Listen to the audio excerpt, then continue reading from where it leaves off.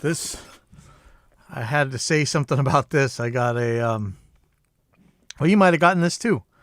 There's like some Facebook spam ad. Says like, what was it? Press your, enter your email or something for Preamps Explained. And it looks like it's from Jay-Z Microphones, which are these really fancy looking microphones. They're pretty expensive, like $1,000 something. Some neat looking microphones. Very unique shapes. If you guys get a chance to see them, maybe I'll pull up their website. But I'm hoping this is fair use. You know, you had to sign an email to get this thing. Maybe I shouldn't be showing it. I'm not sure how this even works. But so basically, you know, you guys, I think a lot of you know how I feel about mic preamp claims and all the magic about this one or that one, and the differences that people pretend they can hear, but most of the time they can't. But this one's called Preamps Explained, a practical guide to understanding preamp types, styles, and technology, and choose the right preamp for your studio. Oh wow, why is this ringing so much? Maybe we have to put some more foam or something in here. So this is, I guess this tells you the type of different types of preamps. Here's the thing, like, to me, why would you want different kinds of preamps? You'd want different. Some people say they want them because they have different flavors. I don't think that they actually know that. I think maybe they believe it, but what would a flavor be exactly? But you know, another difference between mic preamps might be, and this was true not so long ago, like you have one that's really noisy, one that distorts, one that doesn't have enough gain to actually make it to tape loud enough. Maybe you have one that's not very flat, and maybe the bandwidth is really limited. But with most mic preamps today, you got plenty of gain to get there, unless, you know, like I'm speaking through an RE20, and I think this one's turned all the way up to get it where it is right now. So yeah, maybe there could be some more gain. That's a spec. They're all pretty quiet. Even the crappiest really aren't that noisy. And in fact, a lot of the crappiest mic preamps today aren't as noisy as some of the most sought after mic preamps ever made. Go ahead and measure that. I have. I've published the results, and I can back that up. Most mic preamps today are pretty damn flat, and the bandwidth is plenty enough. So what really are the differences you're looking for? Maybe one has phantom power and one doesn't. But, you know, aside from the basic stuff, is there really any difference? And so, you know, entire industries and entire forums and entire gurus are founded on claimed differences between mic preamps. And if you dare ask, you know, what are these differences? Well, you see pages and pages of people talking about differences. Here's a recent forum post at the Gear page, and you know, I dared to ask, for you guys thinking you were hearing these drastic differences here, have you actually run a scope through any of these and are able to actually quantify any of what you're hearing? And of course, we're not going to see any actual answers to that. So, and this is how it always is.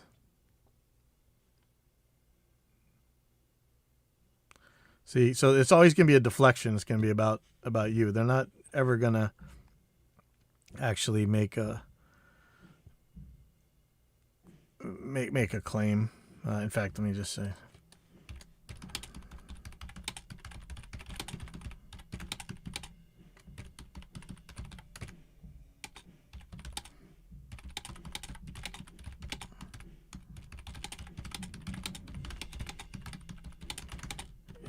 Anyhow, so anyways, yeah, you know my style. So these guys are saying different kinds of mic preamps, and it's kind of neat because there is a little bit of history here. So he starts with vintage preamps, and this is what all you guys slobber over and you pretend are so magical and stuff and will pay crazy money for. Solid state transformer. These are among the most widely cloned and made preamps available on the market today. An original will set you back a large amount of money, but competent clones vary in similar sonic characteristics. All aim for one particular sound, a warm, harmonically rich, and weighted pairing with all JZ microphones and mics in general. Okay, really?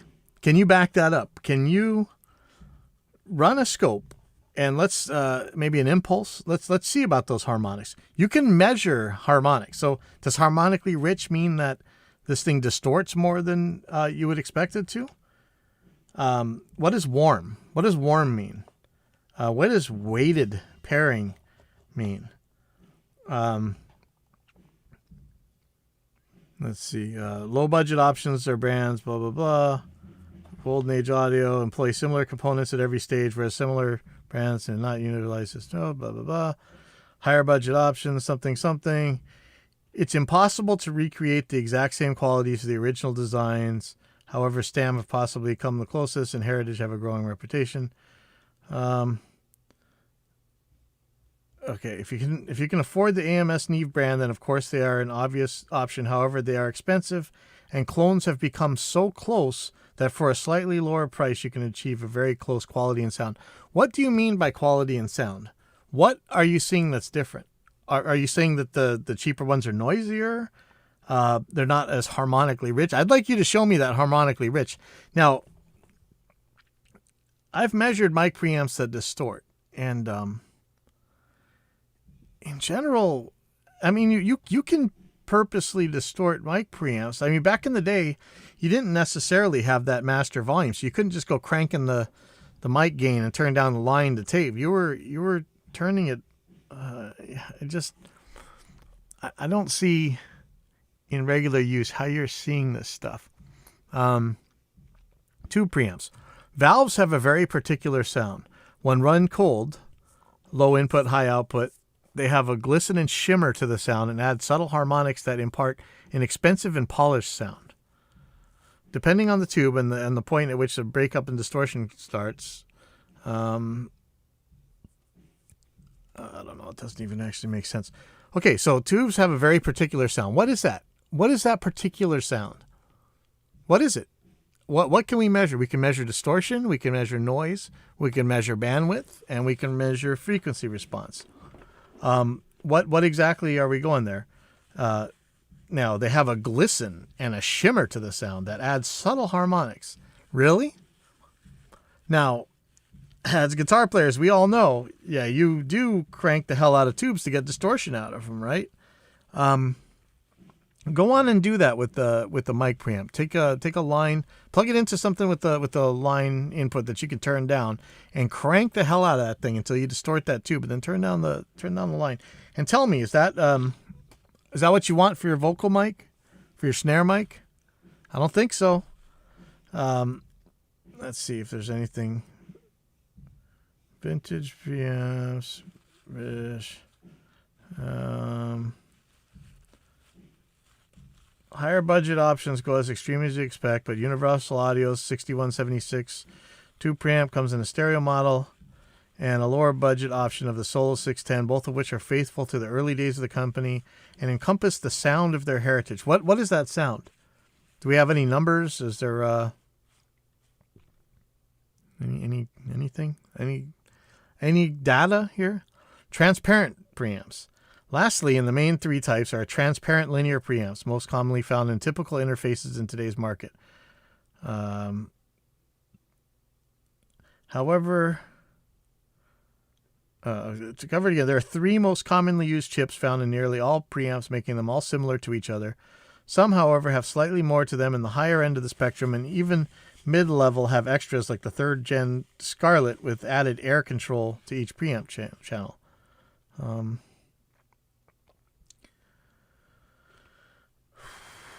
The same rule applies to most 8 preamp expansion channel strips like the Ultra Gain from Behringer, featuring Midas preamps revered in the audio industry for their clean sound and precision. Others, like the Audient line, have built-in JFET line-ins, which are incredible line-level options for DI recording instruments like guitars.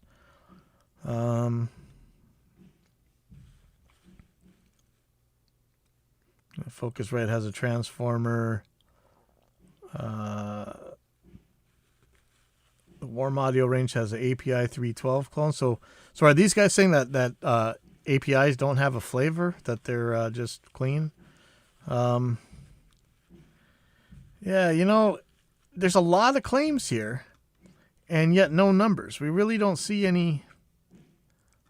I don't see. They make a lot of claims about things sounding different, but there's nothing here. It's just another magical claim. This whole God of the Gaps thing. Where's these differences hiding? So people want to separate you from your money.